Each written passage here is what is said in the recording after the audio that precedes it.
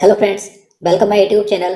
दोस्तों, आज के इस वीडियो में हम भारतीय संविधान से संबंधित महत्वपूर्ण प्रश्न देखेंगे जो आपके सभी आने वाले एग्जाम के लिए महत्वपूर्ण है। तो इसलिए वीडियो को पूरा एंड तक देखते रहिए। तो चलिए आज का वीडियो शुरू करते हैं। तो यहाँ पर आज का पहला क्वेश्चन है, निम्नलिखित में से किस संशोधन के अंतर्गत शिक्षा को मौलिक अधिकार बनाया गया था? तो इसका राइट आंसर ऑप्शन सी हो जाएगा, सन 2002 में हुआ 86वां संशोधन। तो देखिए, जो सन 2002 में 86वां संविधान संशोधन हुआ था, तो देखिए इसके अंतर्गत भारतीय संविधान में अनुच्छेद 21 के जोड़ा गया था, जिसके तहत राज्य सरकार कानून बनाकर 6 वर्ष से 14 वर्ष तक की आयु के सभी बच्चों को निःशुल्क और अनिवार्य शिक्षा का प्रावधान करती है। और देखिए, ये जो अधिकार है, शिक्षा का अधिकार है, यह सन 2009 में संसद में पारित हुआ था और 1 अप्रैल सन 2010 से लागू हुआ था। तो आपको सारे पॉइंट याद रखने हैं, सभी महत्वपूर्ण हैं। चलिए नेक्स्ट क्वेश्चन देखते हैं। भारतीय संविधान का पहला संशोधन किस वर्ष में हुआ था? तो देखिए, संविधान का प्रथम संशोधन यानी कि प्रथम संविधान संशोधन कब हुआ था? तो 1951 में हुआ था। तो इसका आंसर ऑप्शन हो जाएगा 1951 में। अब देखिए इसमें क्या हुआ था, तो इसमें देखिए मौलिक अधिकारों में कुछ परिवर्तन किए गए थे। इसके साथ ही जो भारतीय संविधान की 9वीं अनुसूची है, तो उसे प्रथम संविधान संशोधन के द्वारा ही जोड़ा गया था। अब देखिए, जो संविधान की 9वीं अनुसूची है, तो इसमें जो सम्मिलित कानून है, तो उन्हें न्यायालय में चुनौती नहीं दी जा सकती। संविधान की 9वीं अनुसूची में कुल 284 कानून है, याद रखना है। चलिए आगे देखते हैं। संविधान का कौन सा अनुच्छेद पूंजी बिलों से संबंधित है? तो इसका आंसर ऑप्शन भी हो जाएगा अनुच्छेद 110। तो देखिए, भारतीय संविधान का जो अनुच्छेद 110 है, तो इसमें देखिए पूंजी बिल यानी कि धन विधेयक की परिभाषा दी गई है। और देखिए, आपको याद रखना है कि कोई विधेयक धन विधेयक है या नहीं, उस पर लोकसभा अध्यक्ष का अंतिम निर्णय होता है। और देखिए, इस निर्णय को न्यायालय, सदन या राष्ट्रपति द्वारा अस्वीकार नहीं किया जा सकता। और देखिए, यहाँ पर जो अनुच्छेद 117 का फर्स्ट और 117 का सेकंड है, तो इसमें वित्त विधेयक का उल्लेख किया गया है। और अनुच्छेद 280 में वित्त आयोग के गठन का प्रावधान है और अनुच्छेद 324 में चुनाव आयोग यानी कि निर्वाचन आयोग का उल्लेख है। तो आपको सारे पॉइंट याद रखने हैं। चलिए अगला क्वेश्चन देखते हैं। क्वेश्चन नंबर 4 है, राज्य शब्द का प्रयोग सर्वप्रथम किसने किया था? तो देखिए, सर्वप्रथम राज्य शब्द का प्रयोग किया था निकोलो मैकियावेली ने। तो इसका आंसर ऑप्शन डी हो जाएगा, निकोलो मैकियावेली ने। अब देखिए, निकोलो मैकियावेली कौन था? तो देखिए, यह इटली का राजनयिक एवं राजनीतिक दार्शनिक, संगीतज्ञ एवं कवि एवं नाटककार था। इसकी देखिए महत्वपूर्ण रचनाएं थी जिसके लिए काफी प्रसिद्ध हुआ था। कौन कौन सी हैं? देखिए, द प्रिंस, द हिस्ट्री और द डिस्कोर्स, ये इसकी महत्वपूर्ण रचनाएं हैं, याद रखना है। चलिए अगला क्वेश्चन देखते हैं।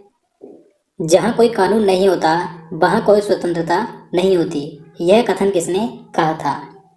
तो देखिए, इसका आंसर ऑप्शन सी हो जाएगा, जॉन लॉक ने। तो देखिए, ये जो कथन है, जहाँ कोई कानून नहीं होता वहाँ कोई स्वतंत्रता नहीं होती, तो यह कथन कहा था जॉन लॉक ने, याद रखना है। और देखिए, यहाँ पर जो होब्स है, तो इनका भी एक कथन था, इन्होंने कहा था स्वतंत्रता विरोध की अनुपस्थिति है। और यहाँ पर जो लेनिन है, इन्होंने भी अपना एक कथन कहा था, राजनीतिक अथवा नागरिक स्वतंत्रता आर्थिक स्वतंत्रता के अभाव में अर्थहीन है। तो ये तीनों नाम महत्वपूर्ण, तीनों के अलग ही कथन थे। चलिए आगे देखते हैं। भारत के नियंत्रक व महालेखा परीक्षक की नियुक्ति की अवधि कितनी है? तो इसका आंसर ऑप्शन सी हो जाएगा, 6 वर्ष या 65 वर्ष की आयु जो पहले हो। तो देखिए, जो भारत के नियंत्रक एवं महालेखा परीक्षक होते हैं, यानी कि जिसे हम कैग कहते हैं, यानी कि controller and auditor general of India, तो देखिए इनका कार्यकाल कितना होता है? तो 6 वर्ष का होता है या 65 वर्ष की आयु पूरी होने तक, याद रखना है। और देखिए, इसकी नियुक्ति भारत के राष्ट्रपति के द्वारा की जाती है। और देखिए, इसका प्रावधान यानी कि कैग का प्रावधान भारतीय संविधान के अनुच्छेद 148 में किया गया है। और देखिए, कैग केंद्र सरकार व राज्य सरकारों के विभागों और उनके द्वारा नियंत्रित आय व व्यय की जांच करता है। देखिए, बात करेंगे भारत के प्रथम कैग यानी कि नियंत्रक एवं महालेखा परीक्षक कौन थे? तो बी नरहरि राव थे, याद रखना है। चलिए नेक्स्ट क्वेश्चन देखते हैं। भारत में मतदान की आयु सीमा को 21 वर्ष से घटाकर 18 वर्ष कब किया गया था? तो देखिए, महत्वपूर्ण प्रश्न है, कई बार एग्जाम में पूछा जाता है।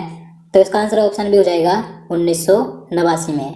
अब देखिए, मैं आपको बता दूं, जो मतदान की आयु थी पहले 21 वर्ष थी, तो इसे 18 वर्ष करने के लिए यानी कि घटाकर 18 वर्ष करने के लिए संशोधन के द्वारा दिसंबर 1988 में इस कानून को संसद से मंजूरी दी गई थी। उसके बाद मार्च 1989 में इस कानून को लागू कर दिया गया था। यानी कि जो मतदान की आयु थी 21 वर्ष से घटाकर 18 वर्ष कब की गई थी? 1989 में की गई थी। तो आपको दोनों डेट याद रखनी है, कि जो ये जो कानून था संसद से मंजूरी मिली थी दिसंबर 1988 में और ये लागू हुआ था मार्च 1989 में। चलिए आगे देखते हैं। क्वेश्चन नंबर 8 है, किस वर्ष में भाषाई आधार पर राज्यों का पुनर्गठन किया गया था? तो इसका आंसर ऑप्शन डी हो जाएगा 1956 में। तो देखिए 1956 में राज्य पुनर्गठन आयोग की स्थापना की गई थी और देखिए आयोग की रिपोर्ट के आधार पर ही 1956 में पारित राज्य पुनर्गठन अधिनियम द्वारा भाषाई आधार पर 14 राज्यों व 6 केंद्र शासित प्रदेशों का गठन हुआ था। याद रखना है। और देखिए अगर आपसे पूछा जाए कि भाषा के आधार पर बनने वाला पहला राज्य कौन सा था, तो आंध्र प्रदेश था। कब बना था? 1953 में बना था। चलिए आगे देखते हैं। निम्नलिखित में से किस भारतीय राज्य की राजभाषा अंग्रेजी है? तो देखिए काफ़ी आसान क्वेश्चन है, ये पहले भी कई बार क्वेश्चन पूछा गया है। तो इसका आंसर ऑप्शन हो जाएगा नागालैंड राज्य की। तो देखिए नागालैंड राज्य की राजभाषा क्या है? तो अंग्रेजी है। और देखिए नागालैंड की राजधानी क्या है? तो कोहिमा है। और देखिए इसका गठन कब हुआ था? तो 1 दिसंबर 1963 को नागालैंड राज्य का गठन हुआ था। और यहाँ पर विधानसभा सीटों की संख्या कितनी है? 60 है। लोकसभा सीटों की संख्या 1 है और राज्यसभा सीटों की संख्या भी 1 ही है। और देखिए इसका उच्च न्यायालय क्या है? गुवाहाटी उच्च न्यायालय है। चलिए आगे देखते हैं। भारत की संविधान सभा का संवैधानिक सलाहकार कौन था? तो इसका आंसर ऑप्शन सी हो जाएगा सर BN राव। तो देखिए जो संविधान सभा थी इसके संवैधानिक सलाहकार कौन थे? तो सर BN राव थे, यानी कि बेनेगल नरसिम्हा राव थे। याद रखना है। और देखिए संविधान सभा के स्थायी अध्यक्ष कौन थे? तो डॉक्टर राजेंद्र प्रसाद थे और अस्थायी अध्यक्ष थे सचिदानंद सिन्हा। चलिए अगला क्वेश्चन देखते हैं। भारतीय संविधान का अनुच्छेद 19 क्या प्रदान करता है? तो देखिए जो अनुच्छेद 19 है यह 6 प्रकार की स्वतंत्रता प्रदान करता है। तो इसका आंसर ऑप्शन हो जाएगा 6 स्वतंत्रताओं को। अब देखिए 6 स्वतंत्रताएं कौन कौन सी हैं, तो यहाँ पर हम देख लेते हैं। तो देखिए यहाँ पर अनुच्छेद 19 के 1 में क्या है? विचार और अभिव्यक्ति की स्वतंत्रता तथा प्रेस की स्वतंत्रता। उसके बाद अनुच्छेद 19 के 2 में क्या है? अस्त्र शस्त्र रहित और शांतिपूर्ण सम्मेलन की स्वतंत्रता, यानी कि बिना हथियार के आप शांतिपूर्ण तरीके से सम्मेलन या सभा कर सकते हैं। उसके बाद अनुच्छेद 19 के 3 में है समुदाय और संघ निर्माण की स्वतंत्रता। उसके बाद अनुच्छेद 19 के 4 में है भ्रमण की स्वतंत्रता, यानी कि आप पूरे देश किसी भी क्षेत्र में देश के कहीं भी घूम सकते हैं। उसके बाद अनुच्छेद 19 के 5 में क्या है? निवास की स्वतंत्रता, यानी कि आप पूरे देश के किसी भी क्षेत्र में जाकर निवास कर सकते हैं। और लास्ट में क्या है? अनुच्छेद 19 के 6 में व्यवसाय की स्वतंत्रता, यानी कि आप देश में कोई सा भी व्यवसाय कर सकते हैं। तो ये अनुच्छेद 19 के 6 में 6 प्रकार की स्वतंत्रताएं दी गई हैं, याद रखना है। चलिए अगला क्वेश्चन देखते हैं। भारतीय संविधान में किसकी सिफारिशों पर मूल कर्तव्यों को सम्मिलित किया गया? तो इसका आंसर ऑप्शन बी हो जाएगा स्वर्ण सिंह समिति की सिफारिश पर। तो देखिए 1976 में सरकार ने स्वर्ण सिंह समिति की सिफारिशों पर 42वें संविधान संशोधन के द्वारा भारतीय संविधान में मूल कर्तव्यों को जोड़ा था। याद रखना है। देखिए बात करें कि जो मूल कर्तव्य हैं तो ये किस अनुच्छेद में है? तो ये अनुच्छेद 51 के क में है। याद रखना है। और देखिए इनकी कुल संख्या कितनी है वर्तमान में मूल कर्तव्यों की? तो 11 है। चलिए नेक्स्ट क्वेश्चन देखते हैं। भारत का राष्ट्रपति अपने पद पर पुनर्निर्वाचन के लिए कितनी बार खड़ा हो सकता है? तो इसका आंसर ऑप्शन डी हो जाएगा जितनी बार चाहे उतनी बार। तो देखिए जो भारत का राष्ट्रपति होता है अगर वह दोबारा से चुनाव लड़ना चाहता है तो वह अपने पद पर कितनी बार चुनाव लड़ सकता है दोबारा से? तो जितनी मर्जी उतनी बार ही चुनाव लड़ सकता है, इसकी कोई समय सीमा नहीं है। लेकिन जो अमेरिका है वहाँ पर सिर्फ जो राष्ट्रपति होता है वहाँ पर सिर्फ एक व्यक्ति 2 बार ही राष्ट्रपति बन सकता है। याद रखना है। देखिए हम बात करेंगे जो भारत का राष्ट्रपति होता है उसके लिए क्या योग्यता होती है कि वह भारत का नागरिक हो और उसकी न्यूनतम कम से कम उम्र 35 वर्ष हो और राष्ट्रपति पद के लिए उम्मीदवार को लोकसभा का सदस्य बनने की योग्यता होनी चाहिए। इसी के साथ किसी भी सरकारी पद पर वह न हो, तो ये राष्ट्रपति की योग्यता होती है। चलिए आगे देखते हैं। राष्ट्रपति का अध्यादेश कितनी अवधि के लिए लागू रहता है? तो इसका आंसर ऑप्शन भी हो जाएगा 6 महीने के लिए। अब देखिए मैं आपको बता दूं कि अध्यादेश क्या है। तो देखिए संसद के सत्र ने चलने की स्थिति में केंद्र सरकार के अनुमोदन पर राष्ट्रपति जो आदेश या अधिसूचना जारी करता है तो उसे अध्यादेश कहते हैं। देखिए राष्ट्रपति अनुच्छेद 123 के अनुसार अध्यादेश जारी करता है। यह अधिकतम 6 महीने के लिए लगाया जाता है। लेकिन आपको याद रखना है कि अध्यादेश को संसद की अगली बैठक के 6 सप्ताह के अंदर ही उसके सामने पेश करना अनिवार्य होता है, अन्यथा वह निष्प्रभावी हो जाता है। तो देखिए आपको यहाँ से 2 पॉइंट याद रखने हैं कि जो अध्यादेश है उसकी न्यूनतम अवधि कितनी होती है? तो 6 सप्ताह होती है, लेकिन उसकी अधिकतम अवधि होती है 6 महीने। चलिए आगे देखते हैं। निम्नलिखित में से भारत के वह राष्ट्रपति कौन थे जो 2 बार राष्ट्रपति के पद पर रहे थे? तो देखिए काफी आसान क्वेश्चन है, तो आप सभी को मालूम होगा। तो इसका आंसर ऑप्शन डी हो जाएगा, डॉक्टर राजेंद्र प्रसाद।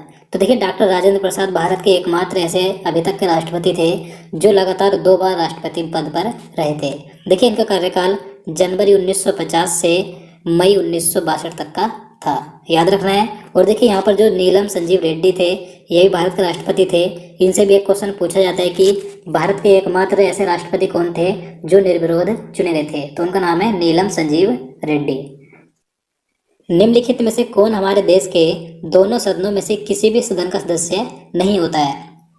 तो इसका आंसर ऑप्शन सी हो जाएगा, राष्ट्रपति। तो देखिए जो भारत का राष्ट्रपति होता है वह संसद का ही अंग होता है, लेकिन वह संसद के किसी भी सदन यानी कि लोकसभा या राज्यसभा इनमें से किसी भी सदन का सदस्य नहीं होता, लेकिन वह लोकसभा सदस्य बनने की योग्यता रखता है। तो आपको याद रखना है। भारतीय संविधान की 8वीं अनुसूची में कितनी भाषाओं को मान्यता दी गई है? तो इसका आंसर ऑप्शन ए हो जाएगा, 22 भाषाओं को। तो देखिए जो संविधान की 8वीं अनुसूची है तो इसमें शुरुआत में 14 भाषाएं थी, लेकिन इस समय वर्तमान में इसमें 22 भाषाएं हैं। और देखिए इसमें जो अंतिम 4 भाषाएं जोड़ी गई थी सन 2003 में जोड़ी गई थी, कौन कौन सी हैं कई बार एग्जाम में पूछी जाती हैं। तो देखिए डोगरी, बोडो, मैथिली और संथाली है, याद रखना है। और देखिए मैं आपको बता दूं, मैंने पहले से ही जो संविधान की 12 अनुसूचियां हैं तो इनका एक पूरा कंप्लीट वीडियो बना रखा है। अगर आपने वो वीडियो अभी तक नहीं देखा है तो आपको नीचे डिस्क्रिप्शन में उसका लिंक मिल जाएगा, आप वहां से देख सकते हैं। चलिए अगला क्वेश्चन देखते हैं। केंद्रीय मंत्रिपरिषद के विरुद्ध अविश्वास प्रस्ताव कहाँ प्रस्तुत किया जा सकता है? तो इसका आंसर ऑप्शन भी हो जाएगा, केवल लोकसभा में।